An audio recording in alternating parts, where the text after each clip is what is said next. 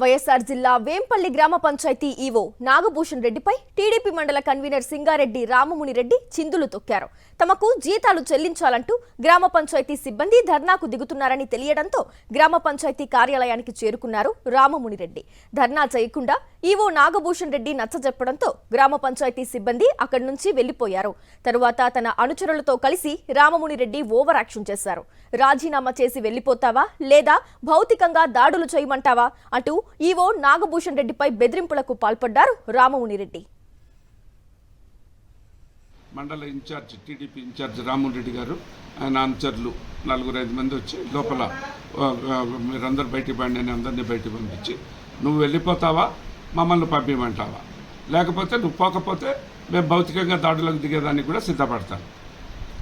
నువ్వు పక్కన ఆయన ఉండయా నన్ను పంపిస్తే వేరే వాళ్ళు ఎవరు వస్తారంటే వీడు పోవాలయా మాకు అవన్నీ అనవసరం అంటే చక్కగా మాట్లాడేది నేర్చుకో.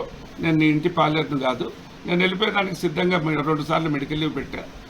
దాన్ని ఉపయోగపెట్టుకొని వేరే వాళ్ళని వేయించుకోమంటే వేయించుకోలేకపోయినా అంటే దానికి ఆయన ఏమంటున్నాడంటే నేను ఇక్కడ పని చేయలేను, నా చేత కాదు అది రాసియాలట, అది జరగదు, నేను ఇక్కడ పని చేయగలను